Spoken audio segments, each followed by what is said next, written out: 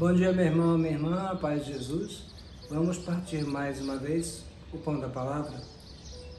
No evangelho de hoje vamos ouvir assim: do mesmo modo que Jonas esteve 3 dias e 3 noites no ventre do peixe, assim também o Filho do Homem ficará 3 dias e 3 noites no seio da terra.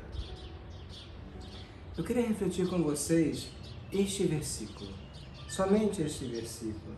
Sabemos que o sinal de Jonas, aqui no contexto do Evangelho, é exatamente a ressurreição de Jesus, ressurreição a qual os homens do tempo de Jesus não queriam acreditar que Jesus fosse o Messias, muito menos acreditariam na sua ressurreição, não podiam compreender e não quiseram compreender, porque os pobres, os simples, compreenderam o sinal de Jonas.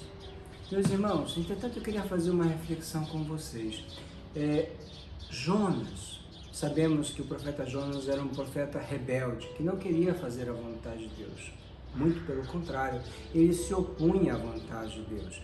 Deus dizia, vai para Nínive, e ele fugia para outro lugar, fugia para Tarsas. Deus constantemente queria reconduzir o seu profeta, por quê? Porque queria salvar a cidade de Nínive. Porém, Jonas continuava a fugir, arriscando a sua própria vida e arriscando, no final, a vida também daqueles que estavam na mesma embarcação que ele. Quando Jonas finalmente é jogado fora da embarcação, diz a Sagrada Escritura que um peixe engole Jonas e depois o leva até as praias de Nínive, ali pregando, finalmente convertido, mudando o seu coração. Jonas, mais ou menos, né? Porque depois ele dá uma escorregada lá. Bom, leia a história de Jonas, mas a reflexão que eu quero fazer com vocês é a seguinte: quanto tempo você precisa e eu preciso para realmente converter o nosso coração à vontade de Deus?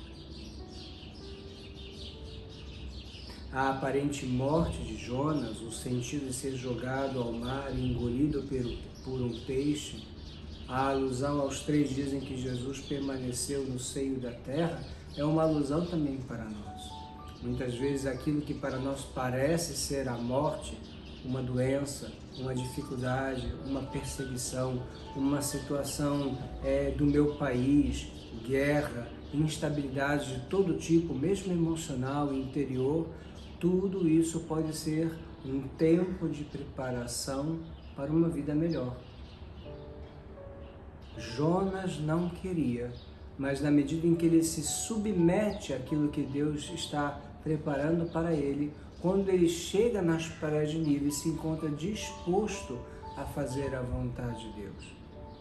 Ainda tem todo um caminho que ele há de fazer para realmente se converter à vontade de Deus, compreender que a vida dos ninivitas para Deus era mais importante de qualquer outra coisa. Deus sabia do pecado da cidade, mas Deus queria salvar cada um dos seus cidadãos. Também eu e você somos chamados a fazer esse exato caminho de conversão.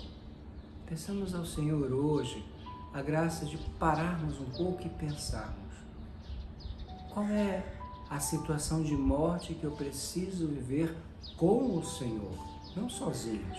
Sem o Senhor não somos capazes de ressurgir, de sair do ventre do peixe. Não somos capazes de renascer um homem novo, renascer uma mulher nova. Mas se eu me apoio no Senhor, se eu busco de todo o coração, particularmente nas situações difíceis, eu tenho ali a chance, mais ainda, eu tenho ali a certeza de que renasço homem novo, mulher nova, para fazer a vontade de Deus. Todos nós somos chamados a um caminho de conversão, assim como Jonas, o profeta, que teve de se converter para realizar a sua missão. Peçamos hoje juntos, irmãos e irmãs, que o Divino Espírito Santo nos ajude a permitirmos que as dificuldades da nossa vida, as situações de morte que chegam até nós, se tornem, por graça de Deus, um instrumento para que o Espírito Santo transforme o meu coração e me faça cada vez mais fazer a vontade do Pai que está nos céus. O Senhor esteja convosco. Abençoe-vos o Deus Todo-Poderoso, Pai, Filho e Espírito Santo. Amém. Uma boa semana para todos.